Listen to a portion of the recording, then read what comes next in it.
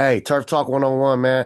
It's always a pleasure to catch up with these young athletes, man, because you get to hear different stories. And the most important thing to me is you get to see their different personalities and their different mentalities of how they take on their off seasons, their regular seasons.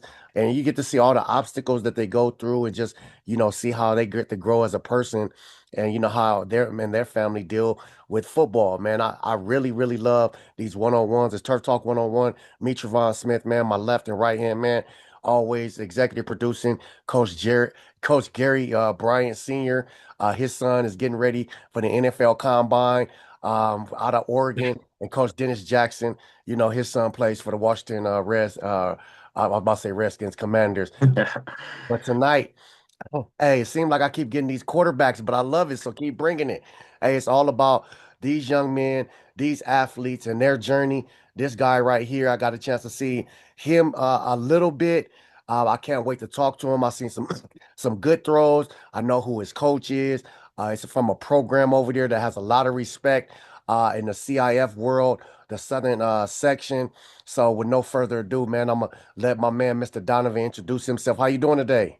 I'm doing good. I'm doing good. How about you? Man, it's always a pleasure to talk to you young athletes. So, for the people that may not know too much about you, go ahead and give them your high school, any accolades, any positives from your off season last year or off season this year, your season last year, anything that's positive that you got going on, that maybe awards or not awards or offers or not off, stuff like that. So, I always say, don't be humble, man, and just let everybody know what's going on, Donovan. Oh, yeah, for sure. My name's Donovan Shirley. I'm a class 27 quarterback at Salesian High School over in Boyle Heights, California.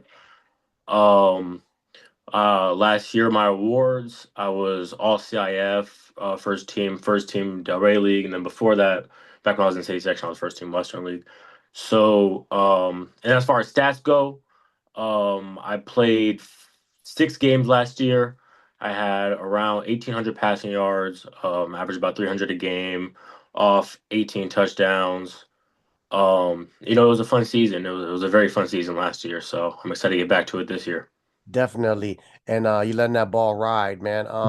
So you said you played 6 games last season. Was there a starter ahead of you or how did that work? No, so I had to do the sit out period. Oh, I got you. Okay. Yeah, I I don't even know why for that even I didn't even think about that. The sit out period, yeah, it's for people that people that know and don't know means you came from somewhere, blah blah blah. You got to just sit out. So for sure. hey, there it goes right there and then. Yeah, no, I yeah. was I was wondering with 300 yards a game, I was like, hold on, what the dude in front of you? But Yeah, for sure. No, so yeah, my boy Marty, he was a freshman. He came in and played those first 5 games when I was out. So, much okay, appreciated. And he was balling out too. So, yeah. big shout out to Hey, him. shout out to Marty, man, because Marty was holding it down for you, For sure he hey, was. keeping the pillows and the couch warm, and he'll definitely have his shot, and we'll definitely take care of Marty when it's his turn. I want to talk a little bit about the offseason leading into your season last year. What's some things that a quarterback like yourself does? Because we find out there's different variables and different things that quarterbacks do. What's some things you did in your offseason last year before going into the season, even though you had a sit out period?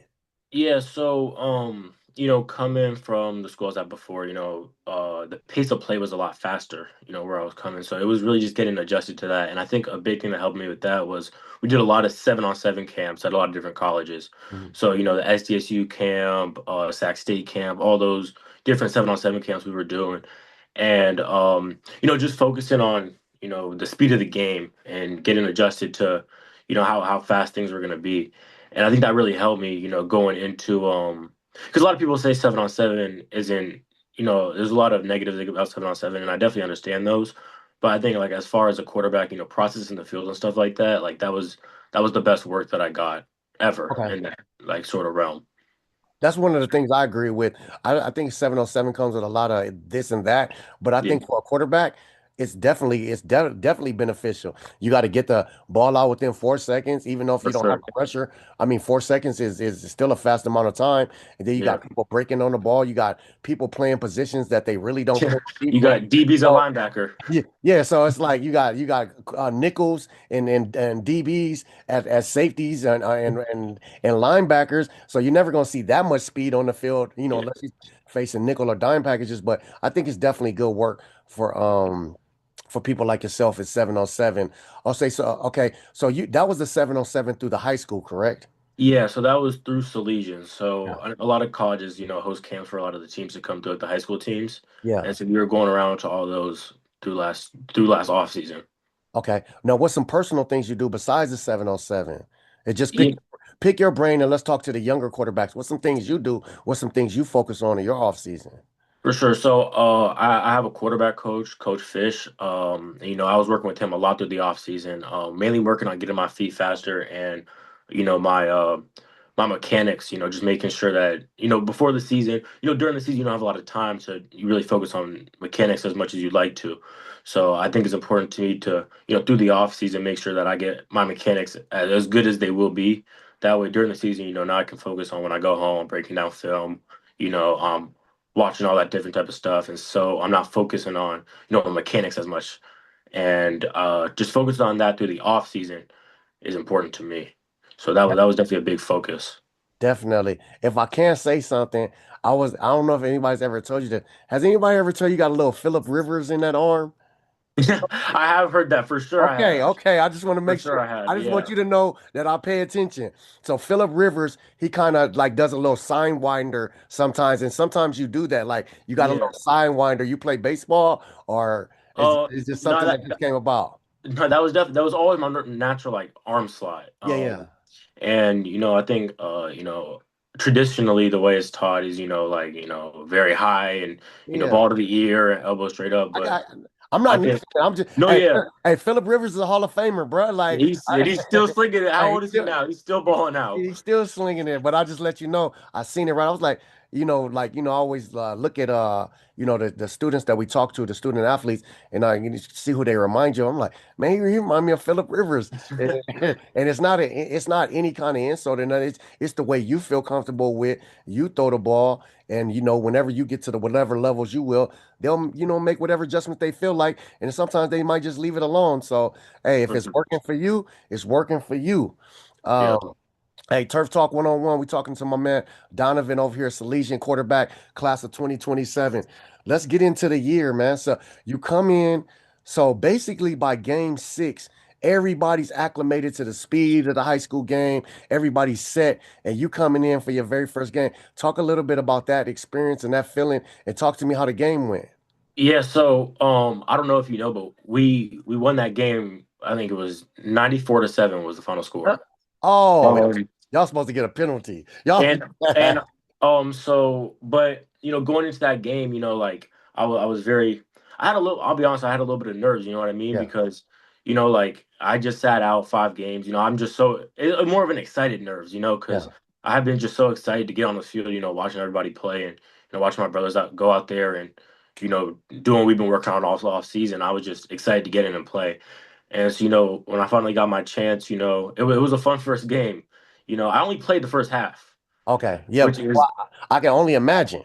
yeah. So I think I had around 300 and something yards for the first half, and a couple touchdowns too.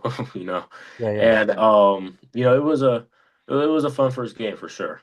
Yeah, I mean, I bet you the praise was high, and it was like, "Hey, bro, if he keep this up, we got something going on."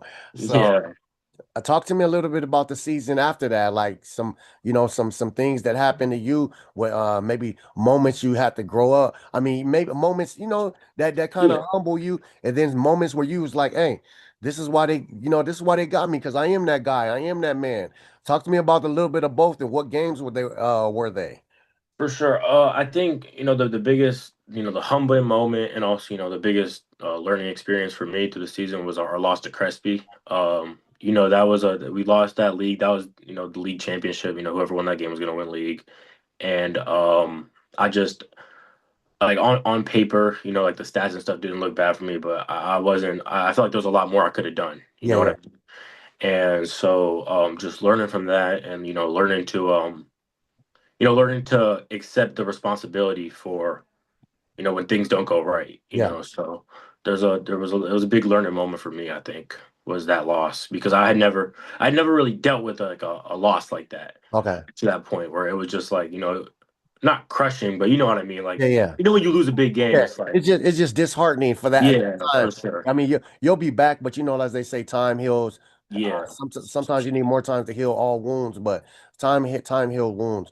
Talk to me about the up moments where you felt good. Besides the '94 win, talk to me about the other some other moments. It might not be a scoring something where it clicked. Like, hey, this is me. This is what I do. for sure. So after that game, I was in my own head a little bit, but I was just kind of going through everything that I wish I could have done better. And the game after that, I went in, I watched more film than I've ever watched in my life. We went out there, and I think I only had like three incompletions the entire game. Went for like 300 something yards, and that was a big thing for me because it kind of helped me realize like okay, like we're gonna lose games, but it's just kind of how I bounce back and how we as a team can Mhm. bounce back from it. Okay. Hey, once again, if you're just tuning in, Turf Talk 101, meet Travon Smith. We're talking to my man Donovan over there, Salesian quarterback, class of 2027. I want to talk a little bit about the Salesian culture over there because I know it's more than football. I talked For to the sure. head coach, enough to know the importance of being a young man, becoming a man, and making positive decisions and putting yourself in positive environments. Talk to me a little bit about the culture over there and why is that so important as Salesian? Or I would say the culture is really a brotherhood over there. Mm. We it's not a lot of kids at the school. It's probably I don't want to get it wrong, probably about 400 kids in the entire school. About 100 per grade. So and then 33% of the school is on the football team, or I think around there. So being a part of the football team and just being a part of the school in general there's a brotherhood that comes with it for sure. And I think, coming in, it's about embracing that brotherhood and, all the stuff that we do, with the church and everything outside of football is so important to how we, really play football. And I think it kind of carries over. Definitely, definitely. I know you guys got a lot of great young men over there that become great, brothers, fathers, and men of the community, great college students, and so forth and so on. I don't want people to not know what's going on. You do got a couple offers on the table, correct? Yeah, I have 7 offers right now. Um, You supposed, uh, hey, bro, you supposed to mention that in the beginning. You supposed to tell them, I hey, don't be humble, man. Tell what the offers to. Arizona State, Mm. Arkansas, North Texas, Bowling Green, Tulsa, Sacramento State, and Georgia State. Hey, enough to know that the young man knows what he's doing. Once again, it's my guy out there in Salesian. You definitely got to go see him. Talk to me about some things that you're looking forward to this season and maybe some personal goals.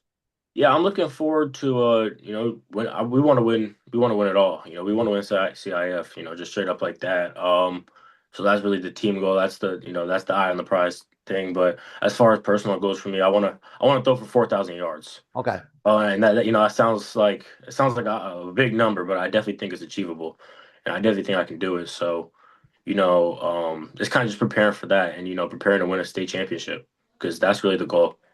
definitely the goal, man. So shout out to you and Coach Ann out there, man. And I appreciate you for stopping by. Hey, don't be no stranger and don't get too big headed on me, man. I know my Never, conference is coming. never. I'm gonna definitely check in with you during the season, but I appreciate you for hanging out with us and much love and respect. Stay healthy and keep doing what you're doing, boss. Thank you for having me. Yeah. All right, Thank bro. I appreciate it.